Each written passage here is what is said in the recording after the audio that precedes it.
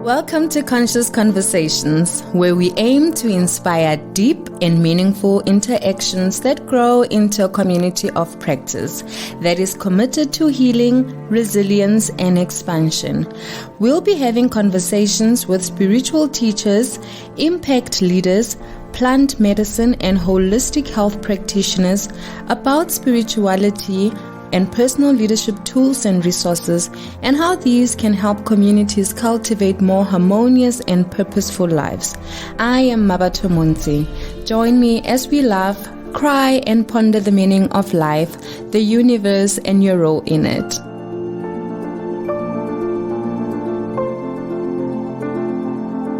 In today's conversation, we are speaking to Lerato Gunguluza. Lerato is an entrepreneur, life coach, and social scientist. Born in Port Elizabeth, South Africa, she later moved to Pretoria, where she currently lives with her family. After working for various public and private sector organizations, in 2018 she founded an executive search company, which has since expanded to include leadership coaching.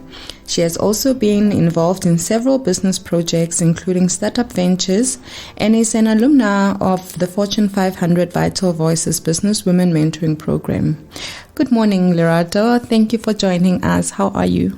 Good morning, Mabato. I'm so happy to be here, and I'm very, very well. Thank you very much for inviting me.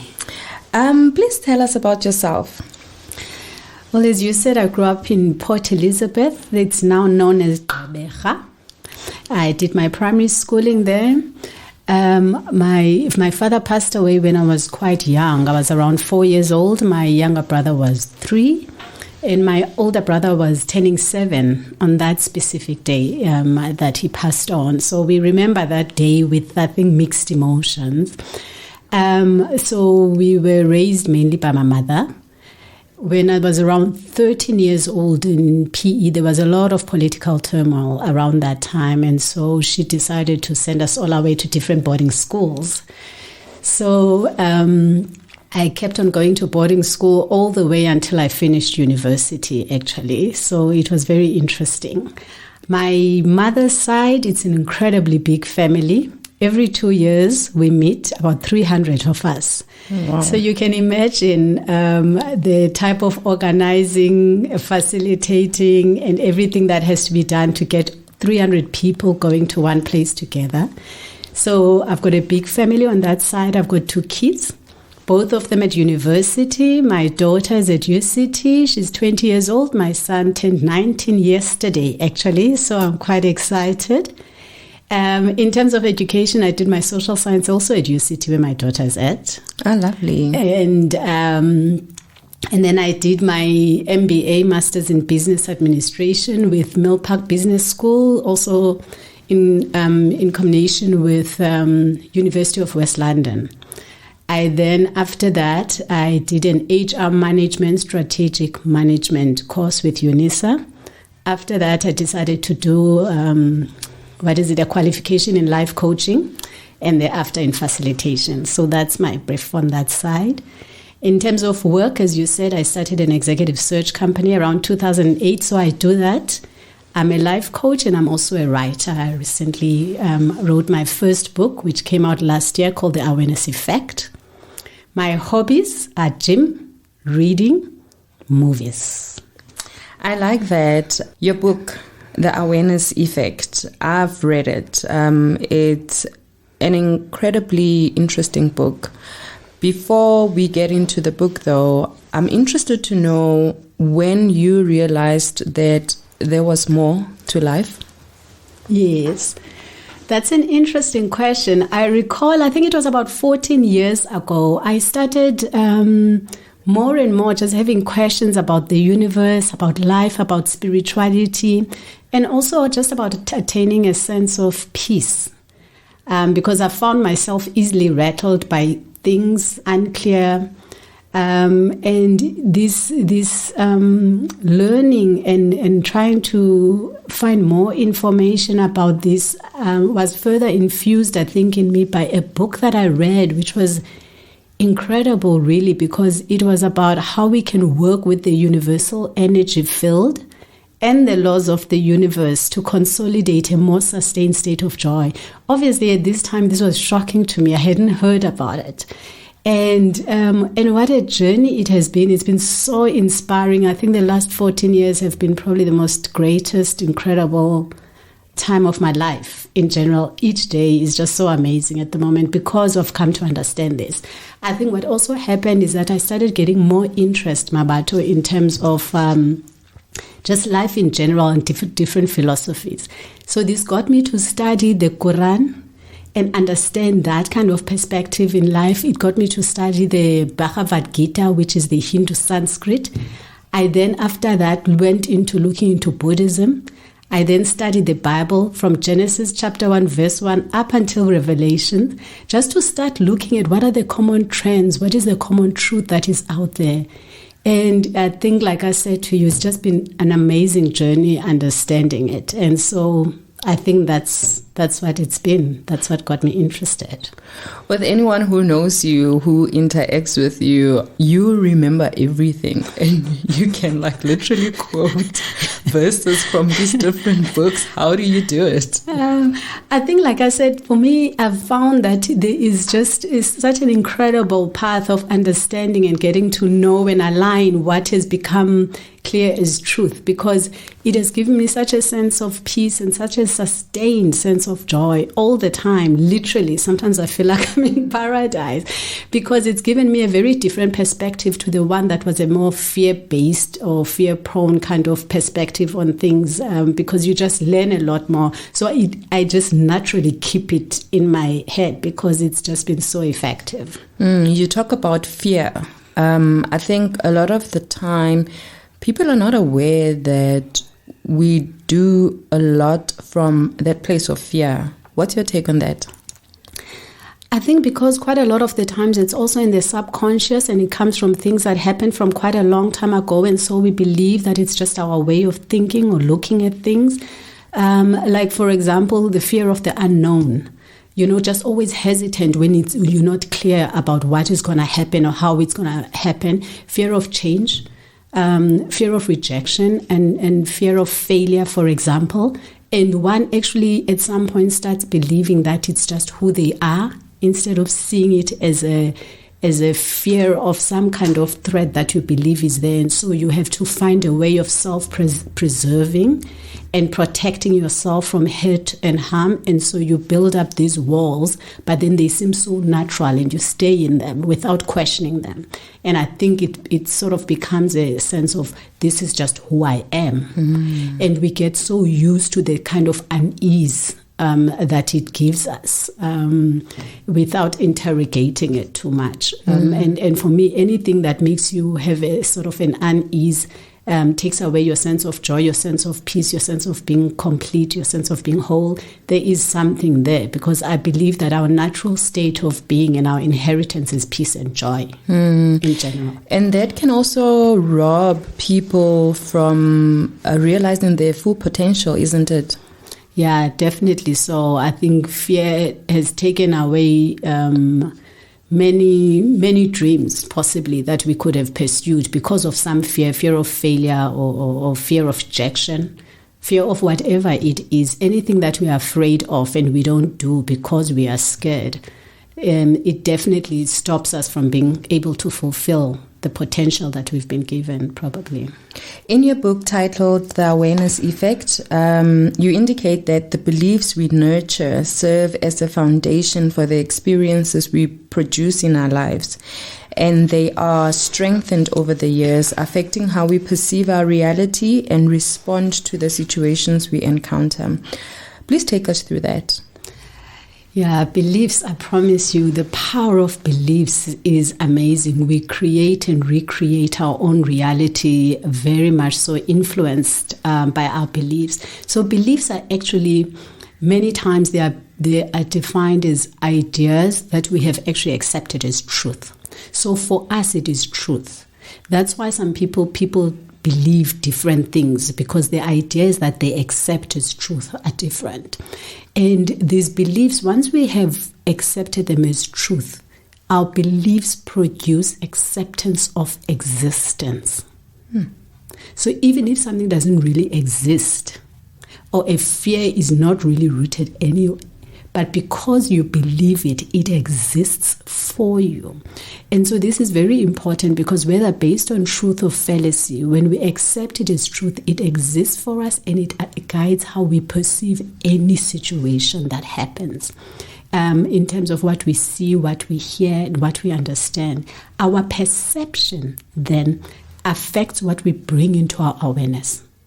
Anything that you do not believe is true, or you take up as true, gets disregarded in terms of coming into our awareness. Only what we have accepted as true, that we believe in, gets into our awareness.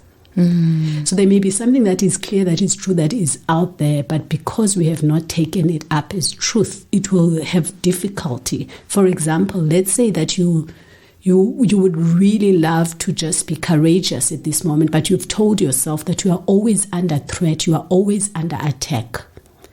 Then that idea of being fearless finds it difficult to find into your own way of thinking because of that. And so you remain always a little bit scared, So it influences how you perceive and your awareness. And when we evaluate the decisions, when we have to make decisions, then they are very much affected by what we perceive and what has come into our awareness. And so in that way, it directs where we are going and the experiences that we get to create for ourselves. So because of what we believe, our belief system, this often influences the type of decisions we make, the values that we hold dear. How does this manifest? How do our beliefs influence the values that we hold? Okay, that's a very good question. You and I believe in what we value. So we value it because we believe it is true, and we value it because we believe that it is important in our lives. For example, in terms of our quality of life, if we believe that a specific thing, a specific principle, a specific possession, a specific relationship, if we truly believe and have accepted as truth that it is important in our lives, whether in terms of giving us a sense of peace, whether it's important because of the joy that we get from it, or that it gives us a sense of wholeness, a sense of fulfillment, whatever we believe it provides, it becomes a value for us. I call it a VIP. As we make decisions, it becomes valuable, it becomes important, it becomes a priority. Those are our values. And what we do is that we invest in them because we believe that there is something that they give us in return. We also, however, invest in values that we believe will stop us from getting hurt or getting harmed or getting attacked or threatened. So it's the values that we actually embrace because we believe that they protect us from pain. So there are two kinds of values that I've seen. It's those that we pursue for pleasure or joy or happiness, and it's those that protect us from pain. So the ones that we pursue are called the towards value because we go towards them. The ones that we take up in order to protect ourselves from pain are the values that are because we want to stay away from things that we fear. And so coming to those two, then they also are sourced from two different values. Ones that are based on fear. We take them up because we are scared of something. And so in order to protect ourselves, we protect ourselves with that value. And those that we take up as a result of love. And we have to always watch what is the source of this specific value. And from those two, then also I've seen that there are two key umbrellas in terms of values. And this is all very, very important because each decision that we make is actually based on these values, trying to protect them, trying to sustain them. We get very angry when we feel like our values are threatened because we believe our own lives are threatened. So that's very powerful. Do you find that a lot of the time people are aware that they carry these values?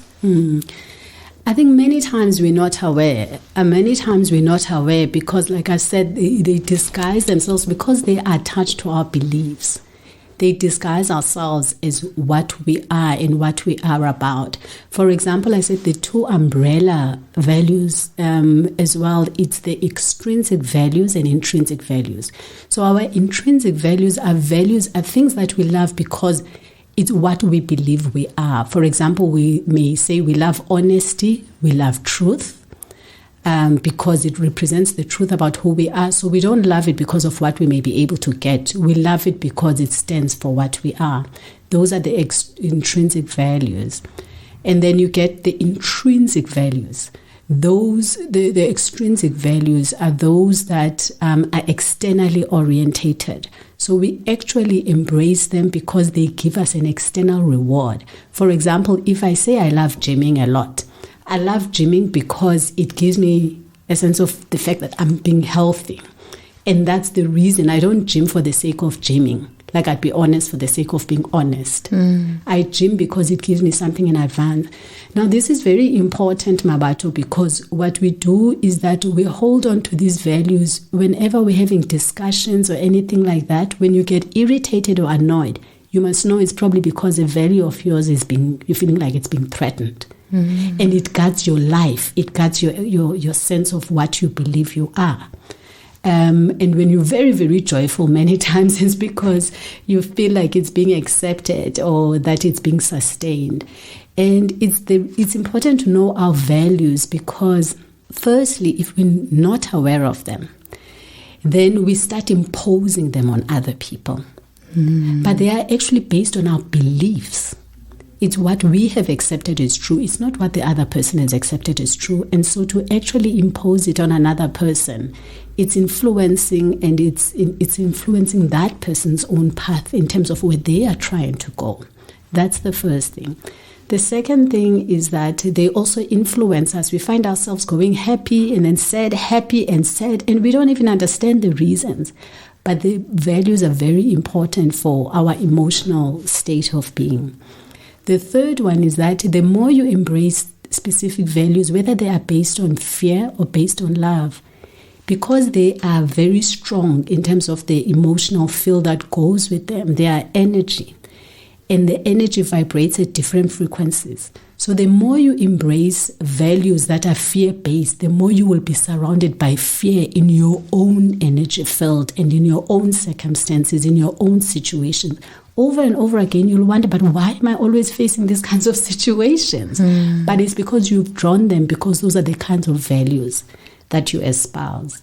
So that's why when Gandhi says your values become your destiny, your values become your destiny.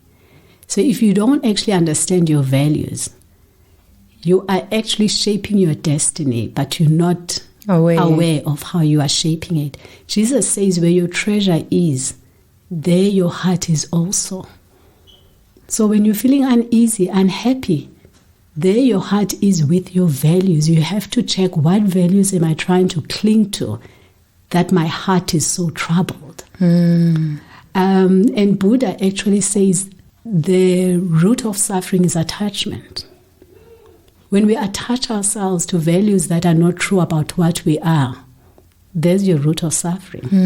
So if you ever feel like, why am I suffering? Why am I? Check your values. When you're very excited and happy, check again, what is it that is contributing like this in your life? So that's how they contribute. I mean, there's a lot of conflict between people, within families, a lot of misunderstanding between colleagues. And this is probably because people share different values, right? Yeah. But they have not perhaps gone deep enough to understand that, okay, this is what I value and that this person values that, but we can still coexist even though we have different values. Yes. How does one navigate that space? And how does one get to understand or assess what their values are? Yes. I think it's important for us. I've come to understand that it's very important for us to at least know our top 10 intrinsic values and know our top 10 extrinsic values. I mean, there are many, but if we know them, then we stop ourselves from always imposing them. And we also get to understand other people's values as well. The more we talk to them without making or wanting them to act in a way that we would prefer for them to act. I call it making them mini-me's. We can't go around making people mini-me's. They've got their own journey in front of them. They've got their own path. They've got their own areas of development. They've got their own strengths and their own way of doing things. And so if we want to try and turn them around to only value, prioritize, and put as important what we decide, then we have to really reevaluate what we mean by caring or loving, giving or being there. Is it so that we can make them minimies, or is it supporting them in their paths? It actually made me think of unconditional love. Yes. It speaks exactly to that, to say even though other people are different, to still hold them dear, to still value them as people, even when they choose to do different things, even when they value different things. I mean, it's one of the things that I've been working on in my personal journey, just being able to accept that other people do things differently because they value different things, but to not also allow it to change me and what I love. So even though the other person might not value, let's just say, honesty, because they might not be honest with me, I will still maintain being who I am by being honest. But it's a very difficult thing to do. You don't like the word difficult, I know. It only becomes difficult if you've decided that it is difficult, and if you've come to accept as truth the belief that it is difficult and value the idea of difficulty. But what I'm trying to say is that it requires quite a bit of practice, yes, to be aware when I'm doing it, to say, okay, now I'm expecting a person to value something that I value, which changes the dynamics of a relationship quite interestingly, but it also allows one to feel, I don't want to use the word control, but I feel more grounded in myself when what other people do does not necessarily shift how I change. Yes, yeah. Which then makes me want to ask you how one can tell when they're not living in alignment with their core values. What happens to you? Okay, that's a very good question. Thanks. When we're not living in alignment with our values, we do get very uneasy, not joyful, not at peace, feeling a little bit, quite a lot, incomplete and unfulfilled.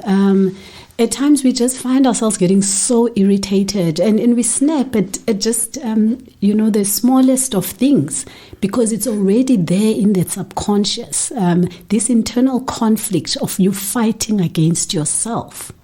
Because if you're going against your values, you're going against the core of what you truly are and what you prefer and what you believe in. And so we get annoyed and angry quickly at ourselves, at others, at situations, at life. We're just so annoyed and so angry. And we become quite disillusioned and hopeless, because many times we have a sense of feeling a self-betrayal, because you've gone against what is true for you and you're following what other people are doing many times, or following what the situation demands of you. And so you feel self-betrayal, feel self-doubt, actually, because you feel like you're not adequate to do what you believe you should be doing. And so it fills you with self-doubt, self-criticism, and self-blame. So it leads a lot of time to discouragement and restlessness. So whenever we feel these kinds of emotions, we really have to check which value that I really, really would like to uphold am I squashing right now, because that's what would lead, as Jesus says, where your treasure is, there your heart is also. And Lao Tzu, a Chinese philosopher, says, I love this quote. He says, to a mind that is still, the whole universe surrenders. So if the whole universe is not surrendering to you and your mind is not still because it's restless and anxious, you have to figure out what is causing that, and you have to reevaluate that value and look at whether you are actually embracing it and fulfilling it. And that's how you'd be able to see it. Because it's possible for us to be in a consistent state of joy, actually. It's very, very possible. But we must be very aware of what our values are, because also they are very much infused into our beliefs. It actually gives us a more clearer idea of what our beliefs are and whether those need to be interrogated a little bit more as well, But yeah. I like that you say that, because I think for me, it reminds me that when one is being true to themselves, then everything else doesn't matter, because you know your truth and you are always living from that place of truth. And how incredible would it be if that place of truth is inspired by love? Exactly.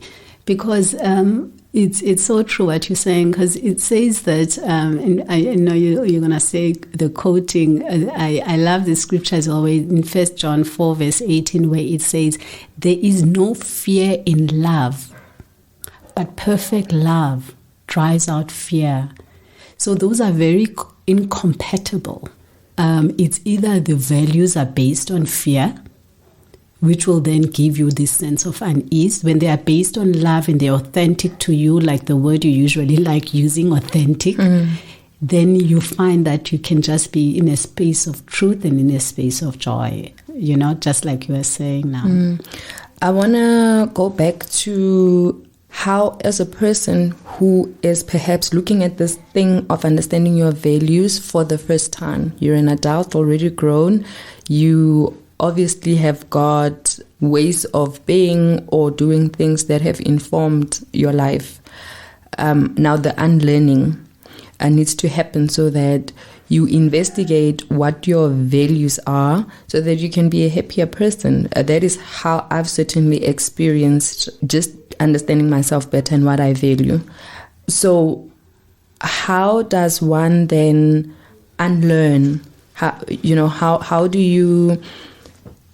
do we become more of who we actually want to become, but in a conscious way? I think a lot of the time we go through life on autopilot. Yes. Reacting to things that happen to us without really understanding who we are at our core. So how do we go back to unlearning? Because I think that can also change the nature of our relationships. In fact, one of the things you say in your book is that we have the power to change the course of our lives, right? But we can only do that once we have gone back to look at the patterns and to unlearn and learn new ways of being. Well, we know that many people have shared that we are the captains of our ships, designers of our own destinies. I mean, Buddha refers to that. Designers of about the values. We are the designers of our own destinies. We are the choreographers of our dance, shapers of our lives. We are the creators of our own reality.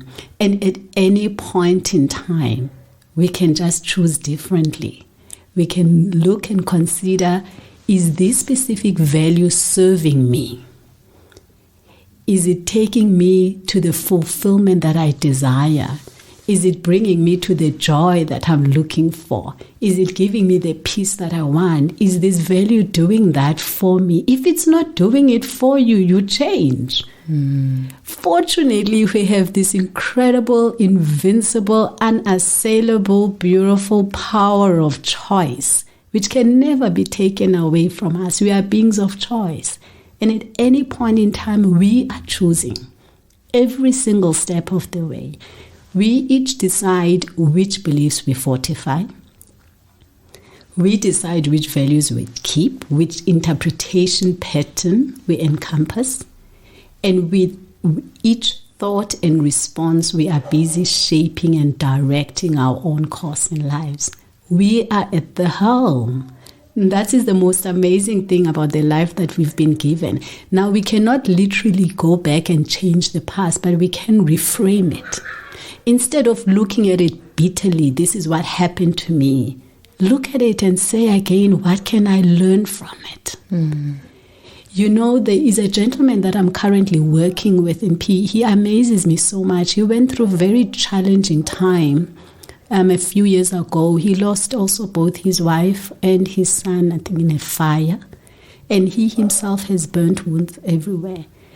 And he's busy teaching so many children in the location there about how to play chess, how to do this, how to do that, various activities. And he says, I lost my son, but here I am with so many sons. Oh, wow. So many sons. He's incredible. I mean, just thinking about him can bring me to tears. And so we decide how we frame what has happened. We decide whether to use it as a platform to greatness or to sink under it. Every single time we have this opportunity. And we just have to really look at what we value and where it's taking us to. Because as you know, I've looked into the laws of the universe by Hermes Trismegistus in terms of his Greek name. And the sixth law of the universe is about the law of cause and effect. We are the cause, and the effect is around us in our lives. With each thought that we embrace and each value that we hold on to, we are busy creating and manifesting whatever we're creating into our own reality. And so at any point in time, we have the opportunity to just choose cause if we prefer to. Revisit what we've gone through and what we've chosen. Look at whether it's serving us and decide whether we take it forward with us in our journey or we leave it aside, reframe it, and change it. A lot of the time when we respond to things, we tend to respond to them based on what we value and not what is actually happening. And that can rob us of experiencing life differently. What comes to mind is, I think in one of the quotes, you referred to around attachment. Oh, yes. When you understand your values, I have found that you are not easily offended. Yes, that's true. There is that sense of not being attached to how people do things. Can that not cause disruption or make one come across as if they're cold? Because it can really change your life if you were to respond to life based on love, yes. Right? If your values are grounded in love and you do not mind what other people value, meaning what they do or not do does not necessarily cause you to react in a particular way because you understand that they are doing their own thing, you can do your own thing, you just value different things, and that's okay. Can that not come across as not caring? Because now you are remaining at a constant sort of like place where you are balanced and where other people's behaviors does not really have a huge impact on you. Can that not come across as being detached and uncaring? You see, when we act from a space of love, because we are beings of energy around us in terms of our energy field, the other person can also sense if what you are doing comes from a place of hostility or it comes from a place of love. Maybe not always consciously, but subconsciously. because we have this connection of oneness. The first law of the universe is the law of oneness, that actually, eventually, despite everything, we are one. And oftentimes it's also quite good, as long as you know the space that you are acting from, and not always focus too much in terms of how it may then come across, but be genuine in who you are, in what you value.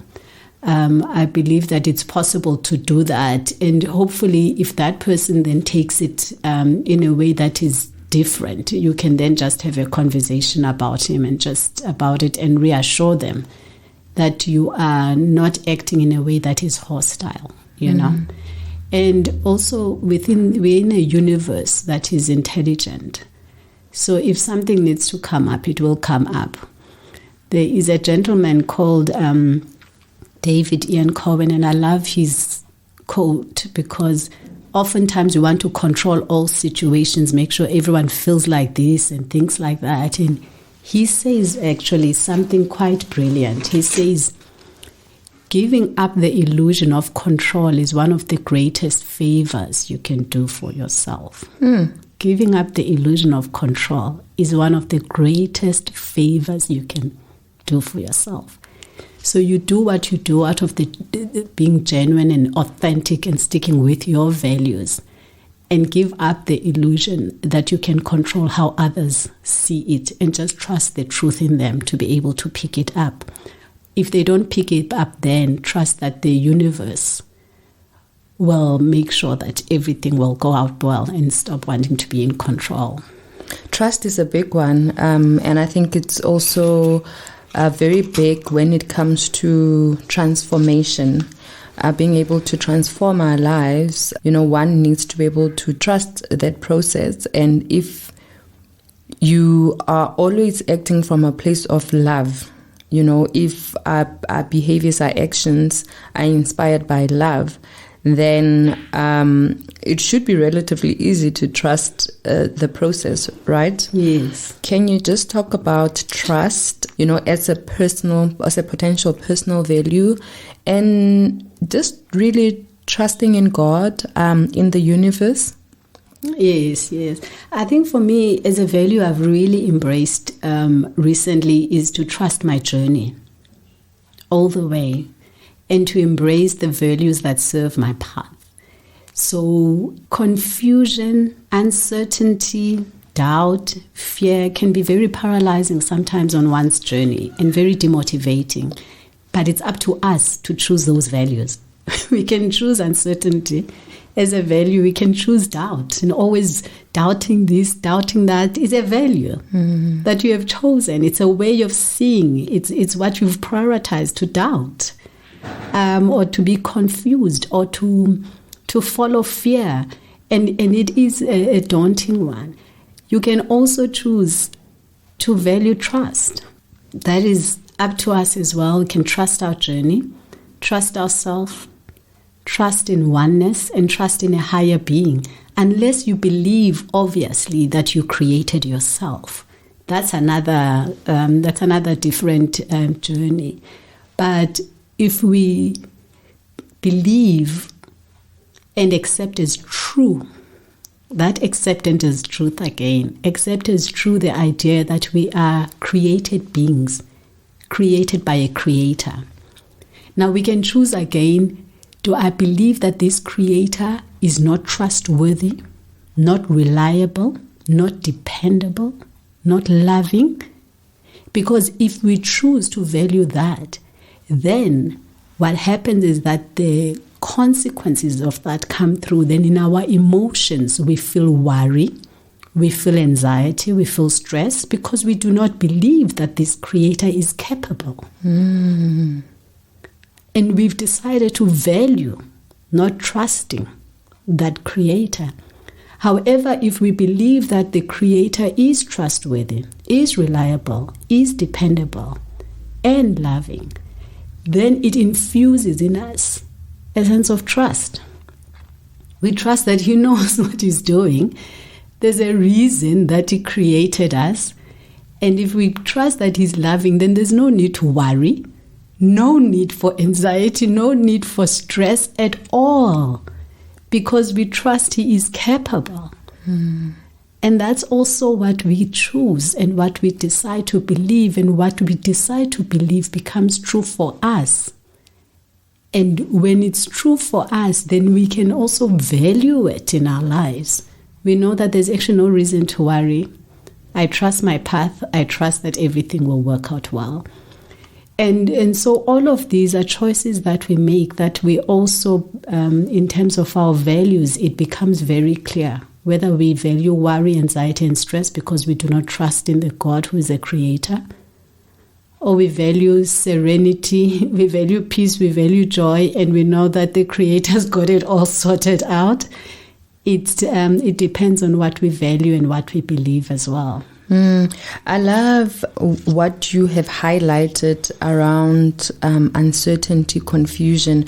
I mean, we are living in unprecedented times right now when the economy is doing so horribly, so many families under a lot of pressure, and I think trust is a big thing. We've seen the rate of suicide just going up. What do you suggest for a person who has not thought of life in this way, to say, if I trust God, number one, I will know that I'm not in control. So how would you frame it? What are the key things you would say to a person who is new to the word trust as a state of being? Because we live in a society where untrustworthiness has been such a big thing. People's experiences have been that of untrustworthiness in different areas. I mean, parents or fathers abusing their children. One would not think that your father would do something like that to you, but it happens. This is a person that one could trust with their life, or think that you can trust with their life. So trust has been broken a lot in our society. How do we go back to strengthening that trust? And I truly believe it starts with our trust in God. I think you said something earlier, Mabatu. You said that you've decided that if a person acts in a specific way, you can still hold on to your value. You do not have to act in a way that another person acts, and I think this is where it comes from. Do we then act in a way that is trustworthy because others act in a way that is not trustworthy? Or do we remain solid, clear in terms of the value that we have chosen, Because I remember reading a scripture which was very interesting to me, and I actually recognized it for the first time about 2 weeks ago, that it speaks about building a foundation on sand or on rock.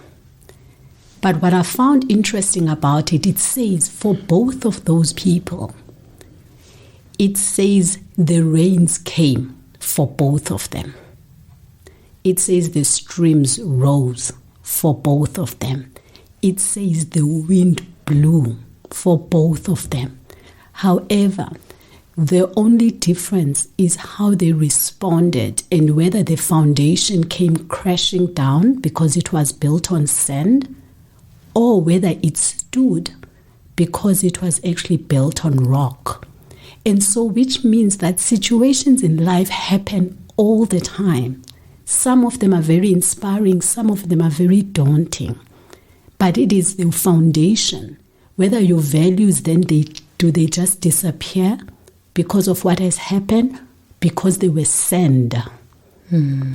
Or do you stand strong and say, despite what has happened, I will trust that I can use this specific situation for the good of others in future? Just like I've said about the gentleman who lost his family in a fire and was himself burnt. But he has taken that experience and he has used it to better others. Now, that is standing on rock. Because despite what was done to him and how he was treated, he still stood strong, believing in love and trusting that things can still continue to happen in a way that brings harmony and joy. And so that's what's important about values. When they keep on chopping and changing and you say, I'm loving, but then when a person acts or treats you in a way that is not loving, you all of a sudden change now and become resentful and vengeful. What is actually your value? What is it? Does it get chopped and changed according to how situations happen or according to how people treat you? What are you really? And what are your values really? And I think that is the key question actually about it. That's very tough. That is very, very tough. In situations, sometimes it goes to control or wanting to act a specific way so that people can treat you a specific way or situations can work out a specific way. There is in the Bhagavad Gita, which is the Hindu Sanskrit, I keep it next to me all the time because the wisdom that comes from that book is amazing. And it says that your authority is in action alone and never its fruit. Don't focus on the fruit and what happens because I did this and then. Do you take your values of love, take your values of trust and go with them. Now, how other people respond will respond according to what they are and what they believe about themselves.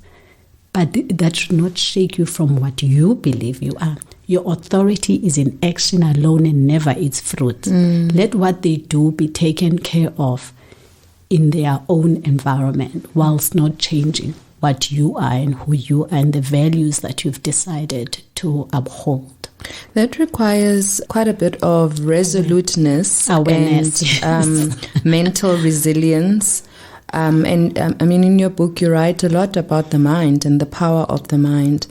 But when you do not come from a background where you have invested time in getting to know yourself and what you value and being grounded in God's love, His wonderful love, things can get shaky. So how important is the mind in all of this?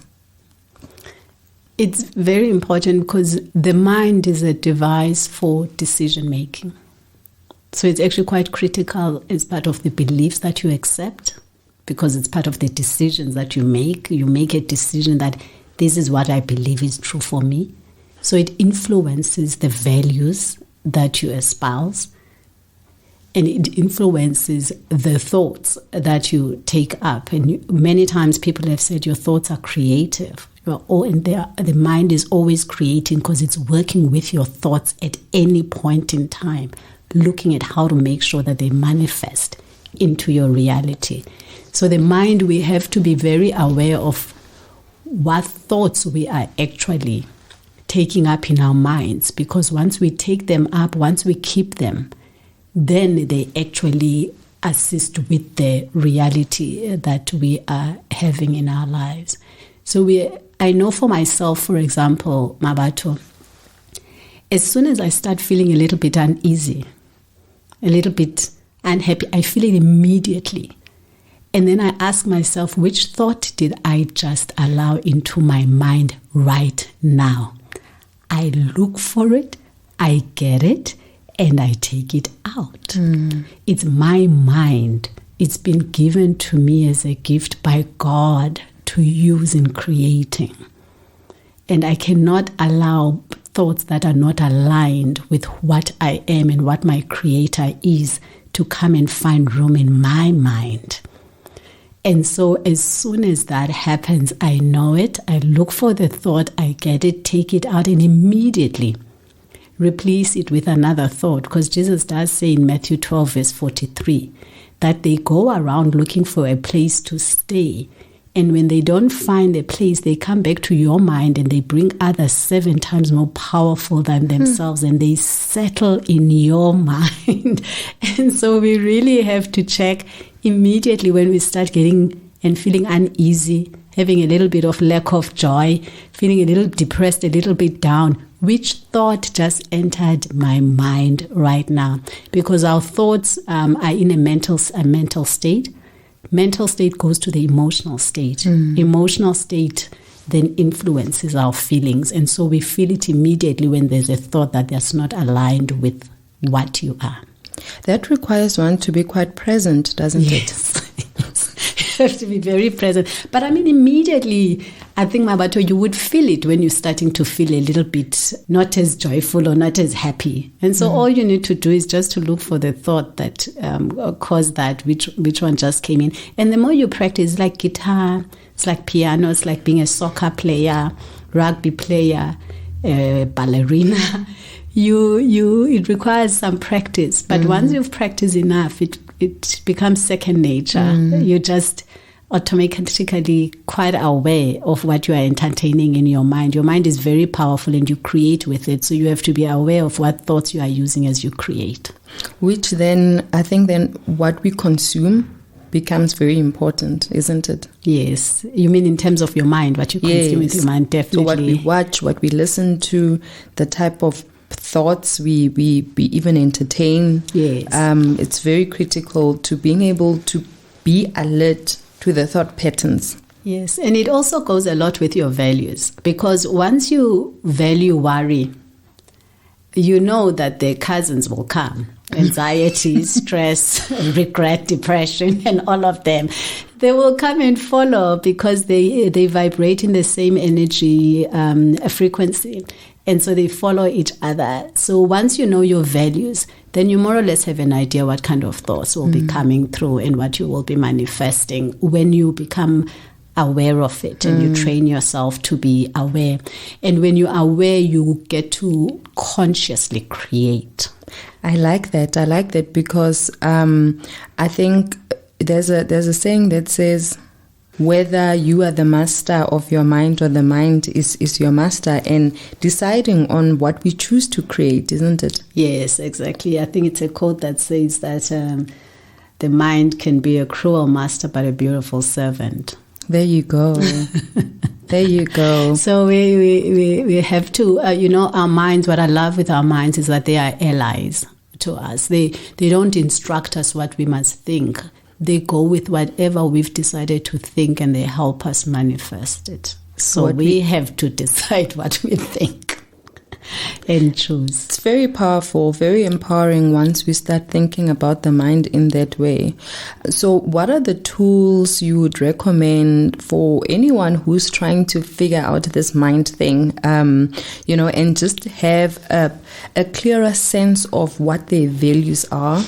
We come across people who want to create things, who have got goals, but they are not able to manifest them. And they say, I don't know why I'm not doing this. This is what I'd love to do, but I don't know how to do it, how to get there. As I said, that your emotional state is really incredible in terms of showing you what you are valuing, because when you are very, very happy, at peace, content, it becomes clear. When you get angry, irritated, annoyed, it becomes clear. So emotionally, when you're feeling threatened, you need to figure out, why am I feeling so threatened? Why am I so angry? Why am I so annoyed? Why has this thrown me out? Why am I being so fearful? Why do I feel so guilty? Why am I blaming myself so much for this and that? And then you will see what it is that you have decided is important to you, that you believe is being threatened. And if you believe that it's being threatened, nothing real in you can be threatened. Beyonce says that nothing real can be threatened. Oh, I didn't know that. No, nothing that is real about you can actually be threatened. So it means that your loyalty has gone to a value that is not true about what you are. And so you have to look at it and see it for what it is. And that will allow you to be able to then start mapping your way forward regarding that value, whether you keep it or whether you let it go and let it be replaced by a different value that serves you in terms of where you are trying to go. And it's the same thing as well with values that actually give you a sense of contentment, joy, and fulfillment as well. In terms of, you were asking about the tools, that is one of the most critical tools, just to emotionally be aware of what you are feeling and what is leading you to that. For me, I think the main one is also what I share about in the book as well. It's just looking at my beliefs, values, my interpretation patterns, as well as the thoughts that I allow into my mind, and just being very aware and alert about them. And I think the last one as well is just, I'm just trying to think about how to phrase this one. Many times it's also reflected in terms of our words. When someone says, oh, I'm so worried, or I'm so stressed, or this is difficult, or whatever, those kinds of words, they start sticking out now and then. And those kinds of words are from your values. Because Jesus said, like we said, where your treasure is, there your heart is also. And then there's also a place where it says that out of the overflow of the heart, the mouth speaks. So when you hear yourself saying something that is not aligned with the reality that you would like to create in your life, there is a value attached to it in your heart, and there is a thought attached to it, and there's a belief attached to it. So instead of starting from the source itself, which is the belief, you can actually start from what your words are saying, the things that you keep on uttering. And from there as well, you can see, okay, let me change this word. Hopefully then it will change the heart, and it will change the thought, and it will change the belief as well. So you can also take it from that direction and start watching the kinds of words that you are saying, if they're not aligned with what you're trying to do and where you're trying to go to. And you must know that your words, although you may say something to someone, let's say you say something hateful, it does not go to that person. It's your creation. It stays with you in your energy field, and it calls others like themselves into your own energy field. And if you say, I don't like you, I hate you, or you're useless, or you're so weak, whatever, you must know that word is your creation. It will stay manifesting weakness around you. So it's in terms of watching your beliefs and your thoughts, and watching your words, as well as your emotional state. I think those would be some of the tools. What you're saying is very powerful around how once you start entertaining worry, then anxiety comes, then guilt comes, then, one of the guests I've had on the show was saying that these are the spirits that we're fighting. Exactly, yes. And I don't think we ever think of these things in that context. We often think that evil is something external, out there, so that brings it home quite a bit. And it just really supports the fact that we are masters of our own creation. That often has sounded like very elusive, something that's very far. But once you start understanding just how much power we've been blessed with, it's actually amazing and so empowering. Yeah, we've got incredible power, and at any point in time we are busy creating and making. So we create our own reality, and we can make up our own illusions, and we can get rid of them as soon as we withdraw our beliefs and valuing them so much. We can just let them go as well. So yeah, we are powerful creators. I mean, we are an image of a creator, an amazing creator. So obviously we have that as well. We are creative beings. Thank you so much, Lerato, for chatting with me today. I really appreciate it. Thank you, Mabatu. Thank you for inviting me. I really enjoyed my time with you. Thank you for sharing your time with us today. I truly hope you learned something new, felt something, and were inspired to cultivate a more conscious life. I'd love to connect with you, hear your thoughts and stories. Please feel free to reach out. Our contact details can be found on monzim.co.za.